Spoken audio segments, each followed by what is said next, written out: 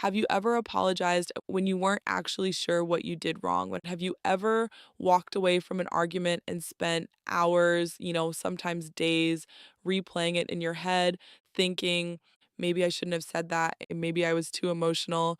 Maybe I misunderstood them. Maybe if I had handled it differently, none of this would have happened.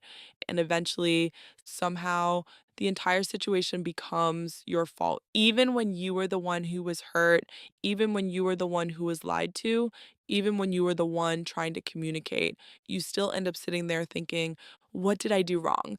If that sounds familiar, I want you to hear something before we go any further.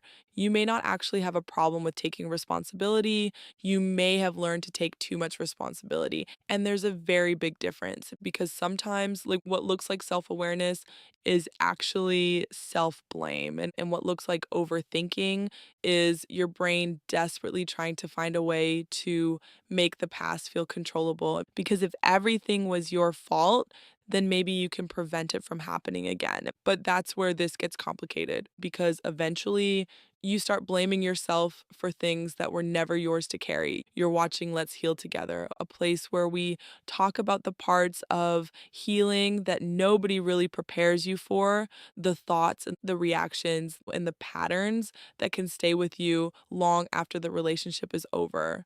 Because healing isn't just about leaving what hurt you, it's learning to understand what happened to you without continuing to blame yourself for it. Part one, why your mind keeps coming back to what did I do? Have you noticed how easy it can be to analyze yourself and how much harder it can be to analyze the other person? You remember their tone, your tone, the exact words you used, the expression on their face, what happened 5 minutes before the argument, what happened 3 hours before that. And suddenly you're conducting a full investigation into yourself. Was I too sensitive? Was I asking for too much? Did I push them away? Like, should I have just stayed quiet? Oh, maybe I should have been more understanding.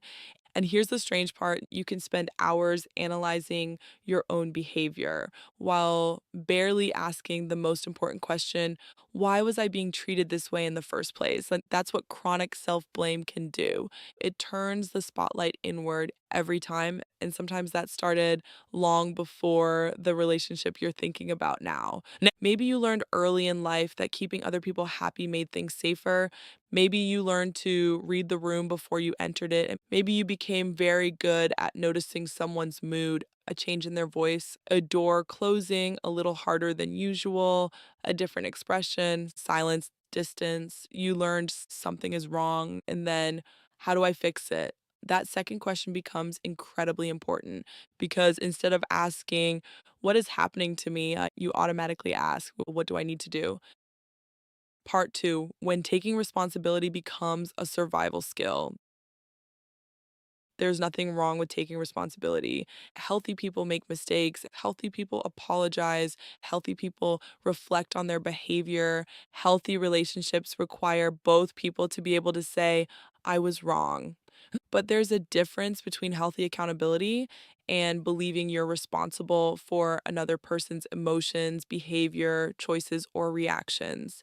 If someone is angry, you assume you caused it. If someone pulls away, you wonder what you did. If someone is disappointed, you immediately start trying to fix it. If someone treats you badly, you search for the mistake that supposedly triggered it. And eventually, you don't just monitor your behavior, you monitor everyone else's. Their happiness becomes your responsibility.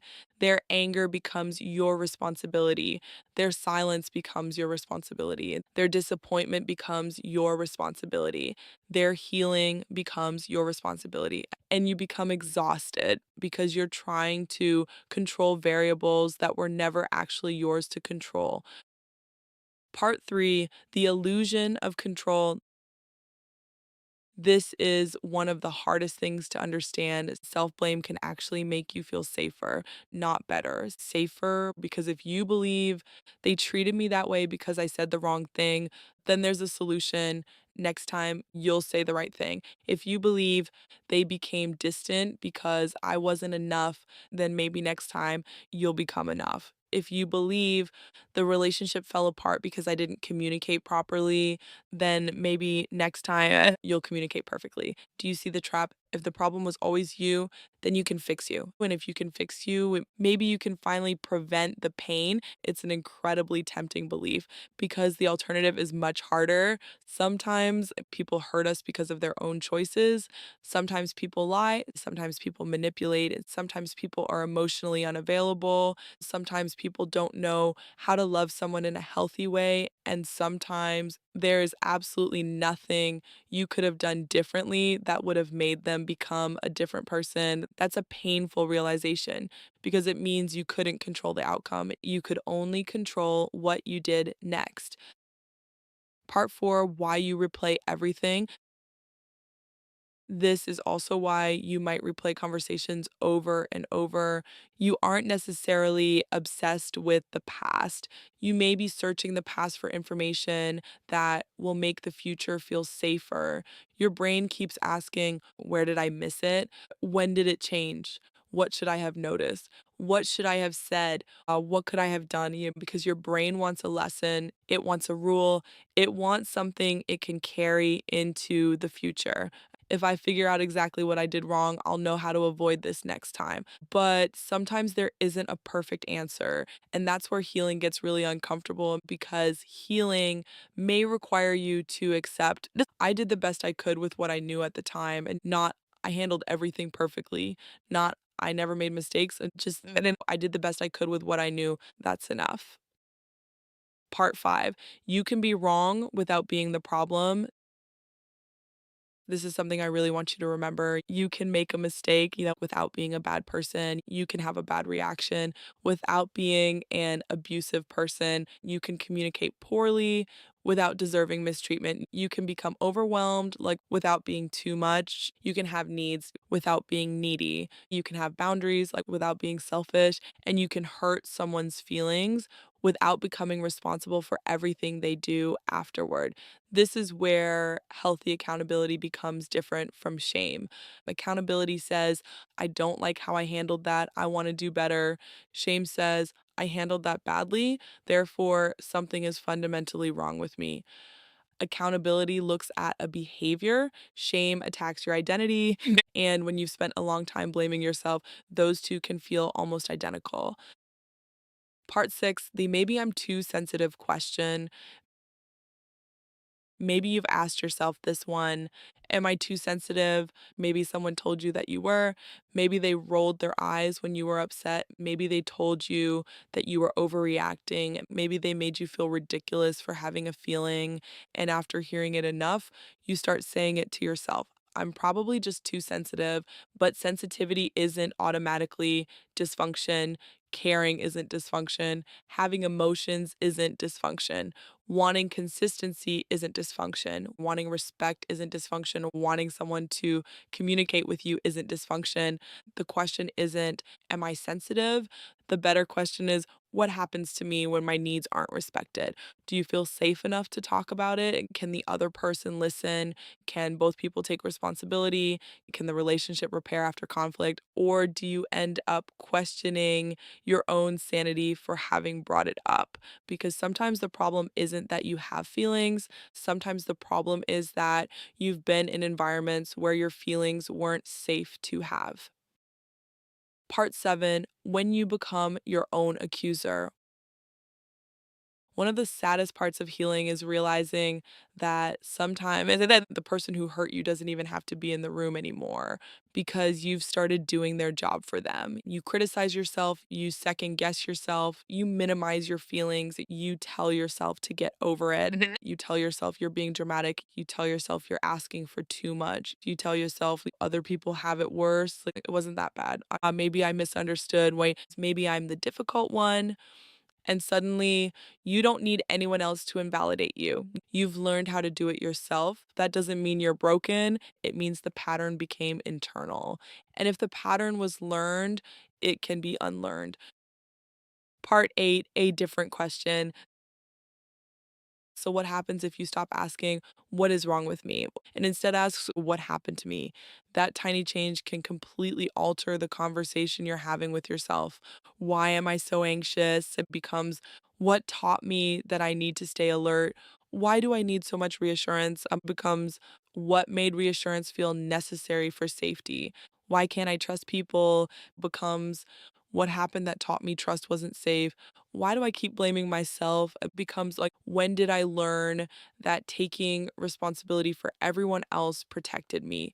That's a completely different way of looking at yourself. And instead of treating yourself like a problem, you start treating yourself like a person whose behavior makes sense in context. And that doesn't mean you never change, it means you change without hating yourself into it. Part 9, what healing actually looks like. Healing might look like catching yourself after an argument and saying, wait, I don't actually know that this was my fault. It might look like not immediately apologizing. It might look like taking a few hours before responding. It might look like asking, what am I actually responsible for here? Not how can I make everyone okay, but what belongs to me and what belongs to them. You might even start using a very simple mental exercise. When something goes wrong, separate the situation into three categories. What did I do? What did they do? What was completely outside of either person's control? That's it. Because when you're used to carrying everything, you need somewhere to put things down. And sometimes healing is simply learning this part isn't mine. Part 10, you don't have to prove you're a good person. I think this is one of the deepest pieces of healing. You don't have to constantly prove that you're a good person by being endlessly understanding. You don't have to accept poor treatment to prove you're compassionate. You don't have to forgive immediately to prove you're healed. You don't have to explain your boundaries 17 different ways to prove they're reasonable. And you don't have to take responsibility for someone else's reaction to your boundary. You are allowed to say, that doesn't work for me. You are allowed to say, I need some time. And you are allowed to say, I don't agree. You are allowed to leave a conversation. You are allowed to change your mind. You are allowed to realize this relationship isn't healthy for me. And you don't need a courtroom level case proving that you're allowed to feel that way.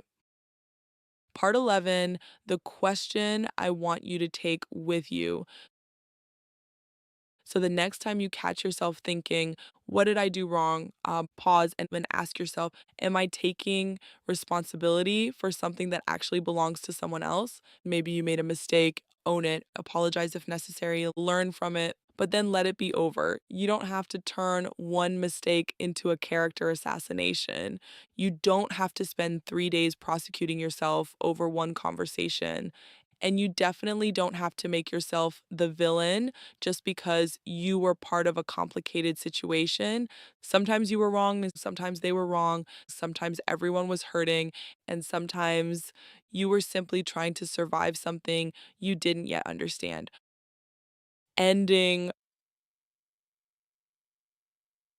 hope. If you've spent years believing that everything is your fault, I want you to know something. You don't have to become a person who never makes mistakes. You don't have to become perfectly healed. You don't have to stop caring. You don't have to stop being sensitive. You don't have to become harder. You just have to become more fair to yourself. Fair enough to say, I can take responsibility for my part, without taking responsibility for everything.